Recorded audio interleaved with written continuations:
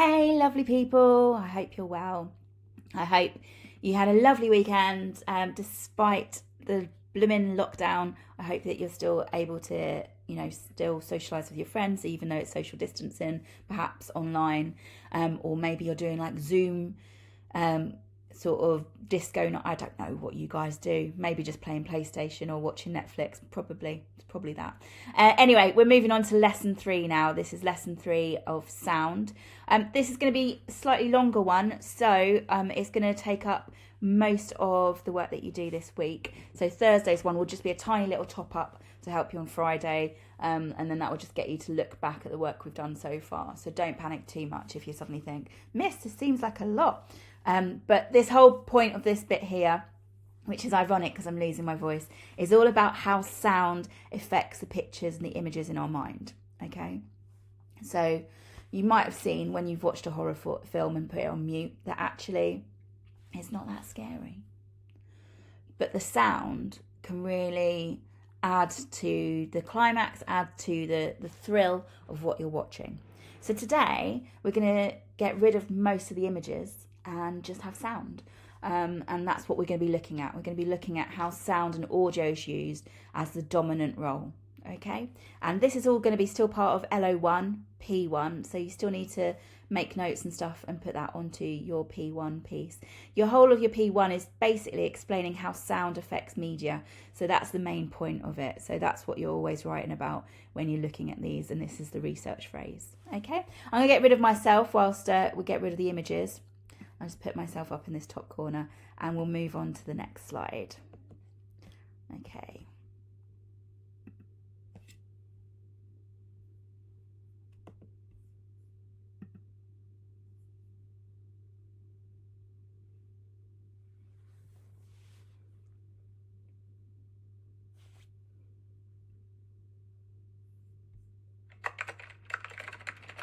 It's one of those warehouses. The fire's on the top floor.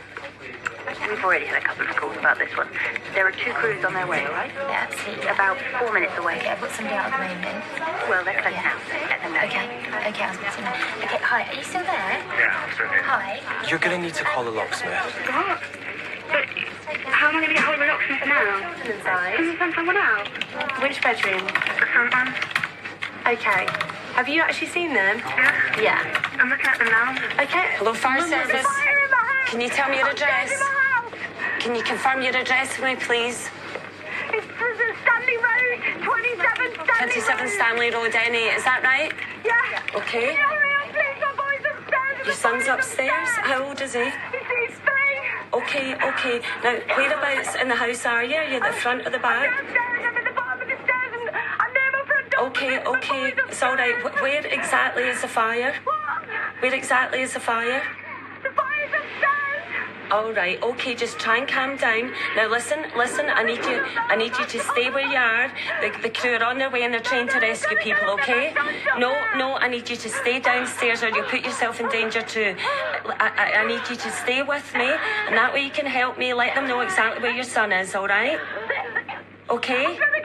Now listen to me, I need you to stay downstairs. It's all right, stay downstairs. The firefighters will be with you in just a couple of minutes. Hello, are you still there? Hello, are you still there? Can you hear me? Hello? Hello? I can hear you. Yes, I'm here. I'm upstairs. Now, are you okay? Is your son okay? Okay, is any part of your clothing on fire? Is any part of your clothing on fire? No. Okay, whereabouts exactly are you in the house? I'm in the front bedroom upstairs. Okay, and that is at the front of the house? Describe where it is for me, at the front? Yeah. Is it the front of the house? Yes, I'm at the front. Will you tell us to come to the front of the house, please? Will you tell us to hurry Yes, up? don't worry, it's all right. Now listen, is the door to the room closed? Yeah. Right, Yeah. okay, that's great. Now, is there smoke coming under the door? Filled with smoke, the whole All right, house now is listen, filled I with need you smoke. to open all the windows you can. There's only a little one in here. That's all right. If it's open, that's great. Now, listen, I need you to get his duvet or a pillow, anything you've got, and put it under the door. You need to try and stop the smoke getting under the door. Okay. Okay? It's okay. It's all right, love. You're doing so well. It's all right. What's your name? Gemma. Gemma, hi Gemma, I'm Laura.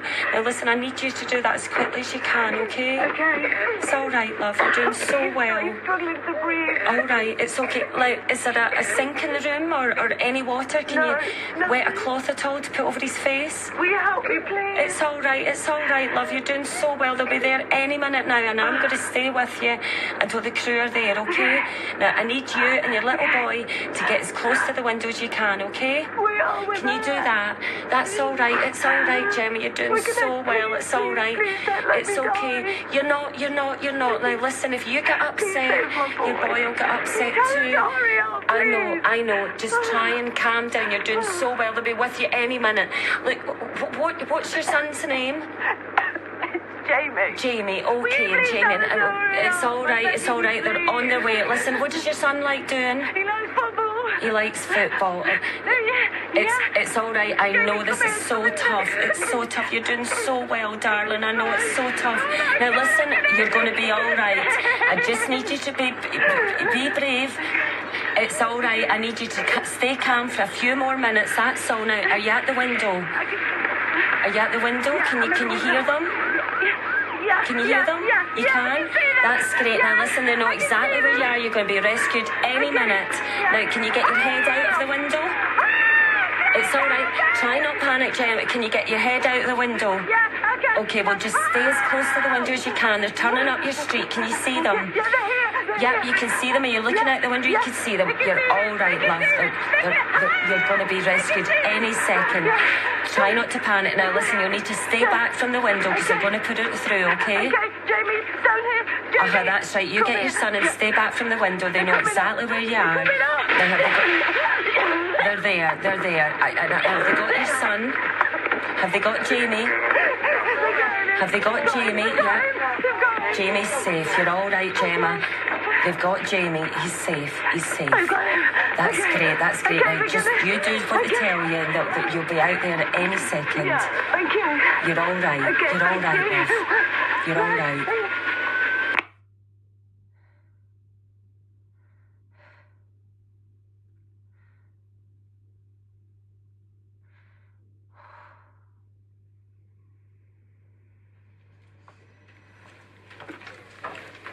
Hello, fire service.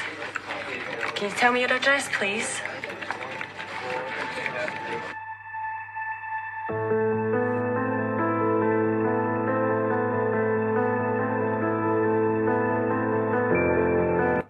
Okay, so that whole piece, as you heard, can make us start to think about, hang on a minute, Miss was talking about digestic and non-digestic.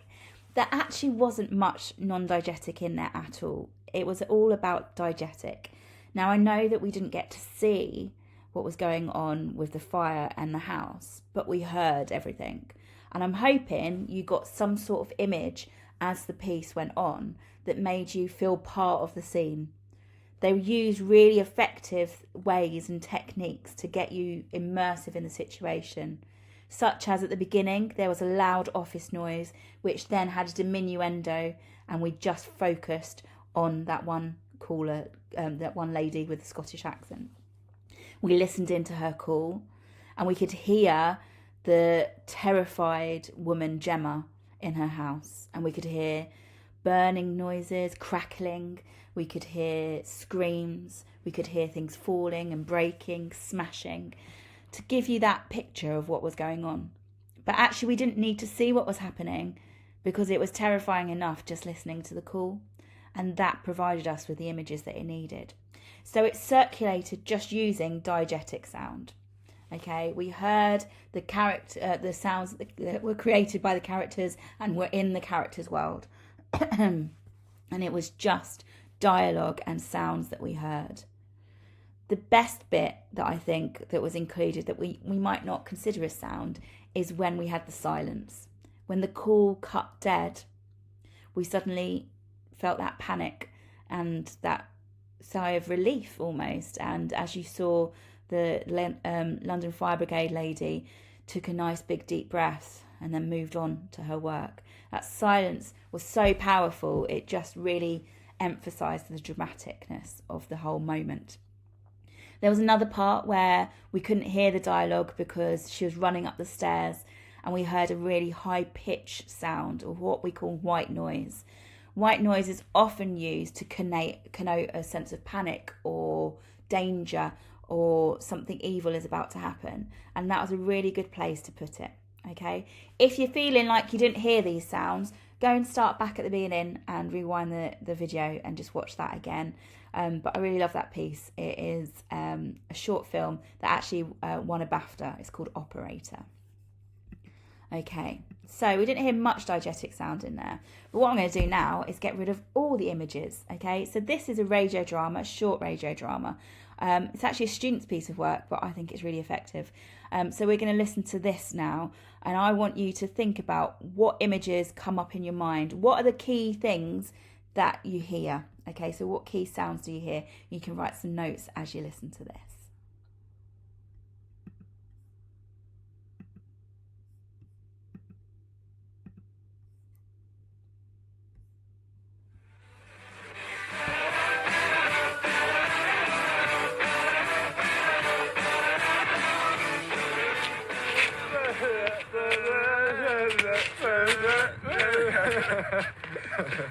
Here's me. Serious. It was a good one. See you, mate.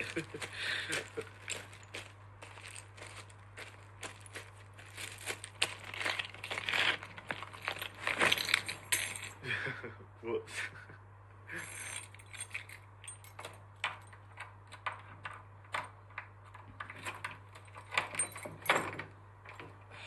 Come on. Come on.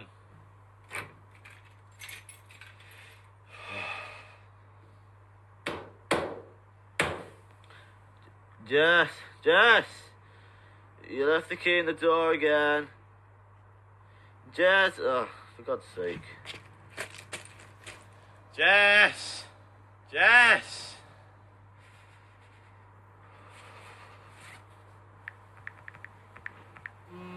God.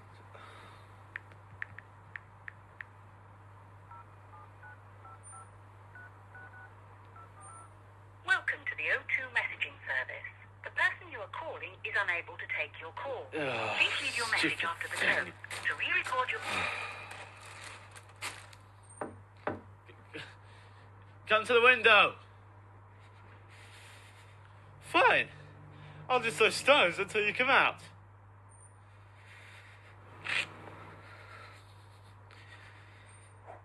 Ah! Jesus.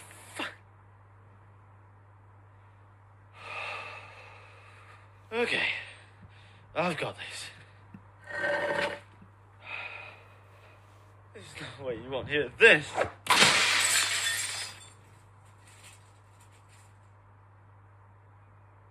Shit.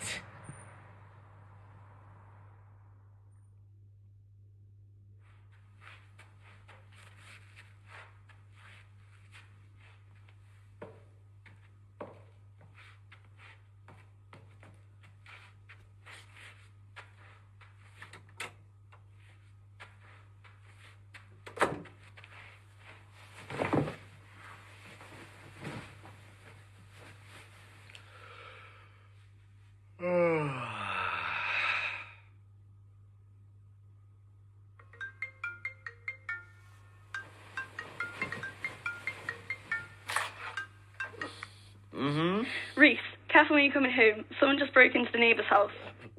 What? Don't worry, though. I called the police. They're on their way. Wait, what? Reese? What are you doing in my bed?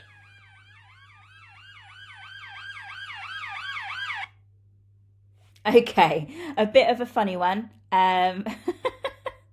And hopefully you got what was going on and you were able to write down the key sounds that you heard. So that's a radio drama. It uses just music, sound effects and dialogue to get its point across. Okay, and I think it did that quite well.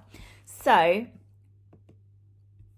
what we're looking at today is getting rid of the images, and we're looking at radio media. Okay. Now I need to just explain to you some more keywords, so you might want to just make sense of these, making some notes so you've got them for the future. There are a couple of different types of radio production, and I'll just highlight those for you. So the first one is lifestyle. Lifestyle is what I call a magazine show, and it's used a lot. The term magazine show is used quite a lot in the media industry. The One Show is a magazine show on the telly, and if we look at radio, you'll find lots of different lifestyle or magazine shows, such as Woman's Hour. You might have Life Hacks on Radio 1. You might find things like, if it's a magazine show, the film show on Radio 4 or 5 Live. We have Mark and Commode's film show review. A magazine show is like as if you opened a magazine up. There's loads of different articles that are unleashed to the audience. And these often revolve around hobbies or interests, and they're often done live. And these could be about politics. It could be about feminism. It could be about music. It could be about films. It could be about crafts and stitching. It could be, there's a new podcast that's a magazine show all about COVID. Lovely. So lifestyle shows are a magazine show, and it's usually recorded live with lots of different things added to it, such as a panel, a presenter, questions in from the audience, and often they match some music to go with it as well. A news show, we know what that is, don't we? It's up-to-date information, sharing data and current affairs of the world around us.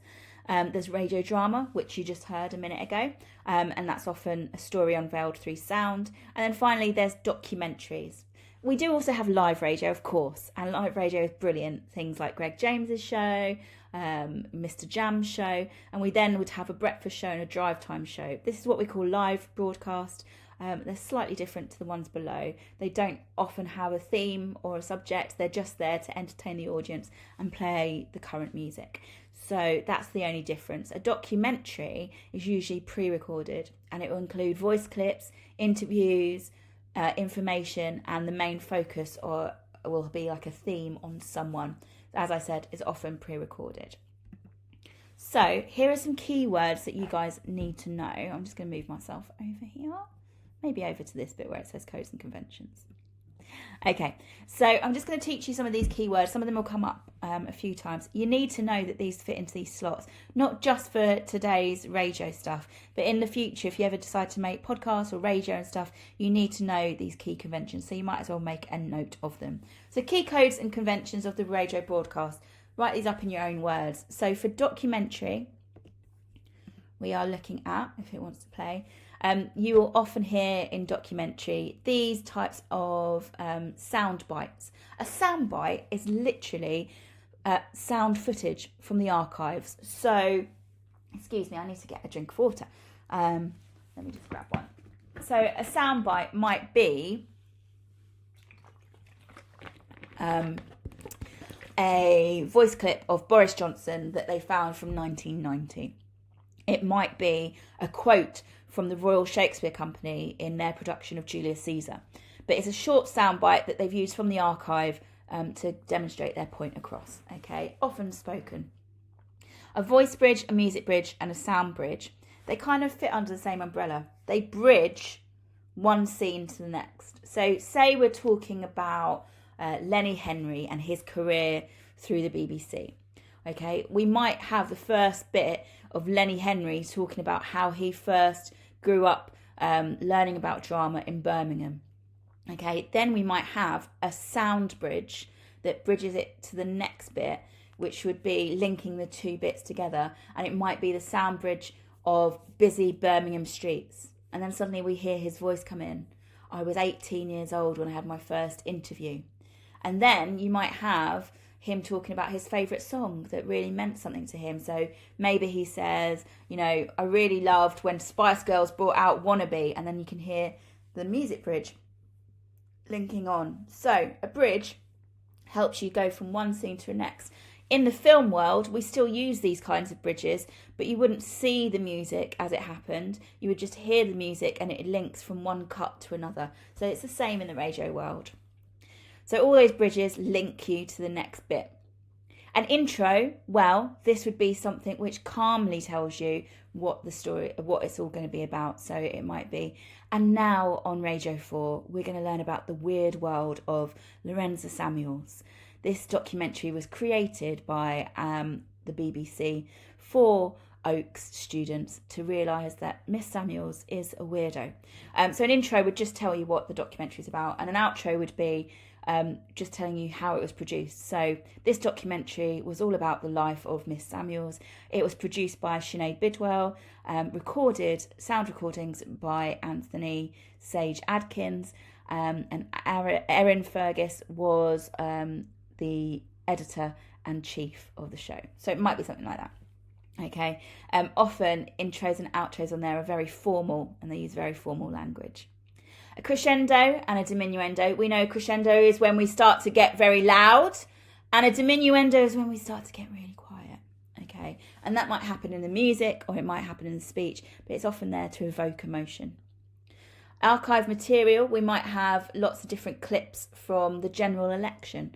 Again, these might be sound bites, but not always. So sometimes it could be just archive material where it's the backing track is the archive material, or the whole way through it uses archive material sound bites.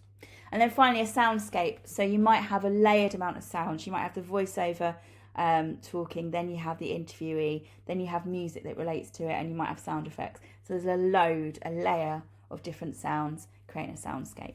We'll look at soundscapes in the future just to make sure that makes sense.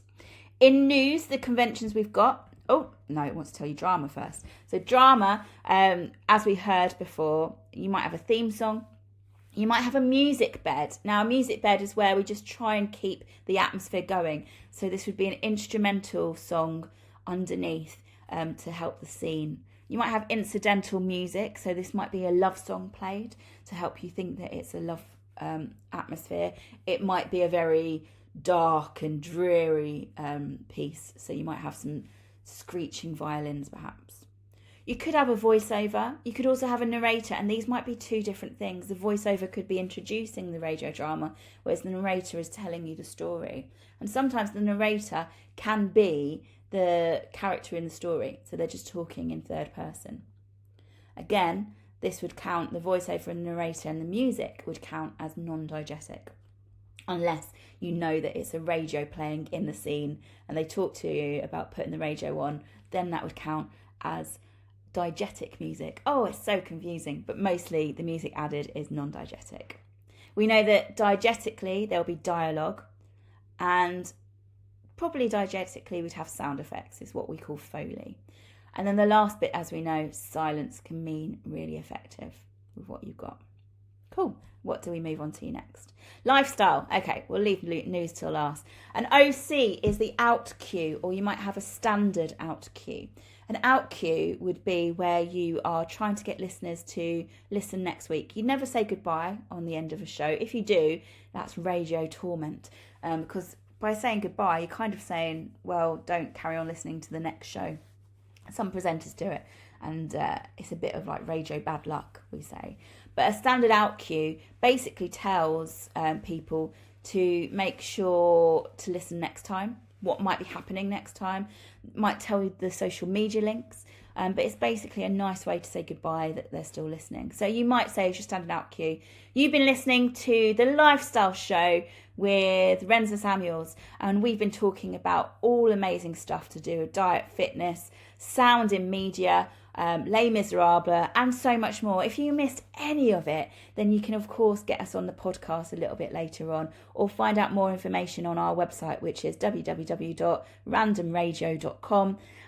You can get us on Twitter, it's @randomradio, and we'll be back with you next week. Okay, so something like that just leads you to know that it's the end of the show and how they can carry on listening. An OB is an outside broadcast. This is often what we hear in news, sometimes in lifestyle. This is where we're recording outside. You might hear it when they're recording at festivals, or perhaps at general elections they've gone to record someone speaking. Often you can hear natural sound effects behind, so the sound of speakers, the sound of people walking past. If it's at seaside, you might hear sound effects of birds crowing and things. But an outside broadcast has a slightly different sound to when you're in a studio with lovely resonance. You'd always have a presenter in a lifestyle show. You might not necessarily have a presenter in a documentary, but you definitely would in a lifestyle show. You'd often have a panel. That means you'd often have people that are from what the theme is about. So you might have a professional rugby player on there. You might have someone that helped set up the Olympics. And then you might have a sports fan. And then that might be a whole lifestyle show to do with sport. You might have a debate element. You might ask the audience whether they agree with one way or the other, and then maybe ask the panel if they agree or not. There often is a phone in or an email in. We call them phone ins even if you don't phone in these days. So if you're texting or emailing or tweeting, that still counts as a phone in. So they might be added. There's often an introduction and what we call a trail. So these two can work together. So my name's Lorenza Samuels. You're listening to the Love Lifestyle Show. We're talking all about love today. Coming up in today's show, this next bit where I'm saying coming up is the trail. Coming up in today's show, we're going to be talking all about love during sixth form years. Ugh, oh, yucky. And then we're going to look at how one couple lasted 20 years from the day that they met at secondary school to now. They have been married and have got a long life. And straight after that, we've got a live interview with Ryland from this morning, and he's going to be talking all about his love life. I don't know. I just made that up on the spot. But a trail would help you listen up to what's coming up next. So it often would entice you to listen to more of the show. Finally, news. You'd always have a jingle to a news, and sometimes they'd have a music bed. Again, a music bed is an instrumental. A sting or a stab, this is what you'd often have in between each news story to let you know what you're listening to. So you might have news beat and things like that in between. There's often a play with sound levels, so the journalist might have a louder sound level to others, or whoever's the talking point might have different sound levels. They often do crescendos as well. They would have a trail, like we said in the lifestyle, and they might have vox pops or elements of silence, or of course a standard out cue as well. I don't know where I've disappeared to. Where have I gone? Oh well, don't get to see me. So this is your main task. I want you to choose a radio piece. It could be anything radio related. So it could be a radio drama. It could be a podcast. It could be a radio advert. Please, please, please choose an actual radio advert, not just a TV advert and just the sound to it. It could be a documentary or a lifestyle show, okay? I want you to identify the codes and conventions that they use and where there are particular moments where the sound elements really affected the piece. And then I want you to also think about, how does it create meaning? How does the sound create meaning? And what does it tell the audience? Does it complement what it's trying to do, or does sometimes the sound effects distract? And I want you to explain why. Okay, so this is your main task. If you've got Spotify, you can always look up, there's loads of radio dramas and radio documentaries, especially from BBC on there. So it's worth to go and have a look on that. The other one to have a look at, I didn't manage to play it before, which we'll go back to and have a look at now, is BBC Sounds. So let me just play a few things from BBC Sounds just to show you a little bit extra. I don't know where my photo's gone.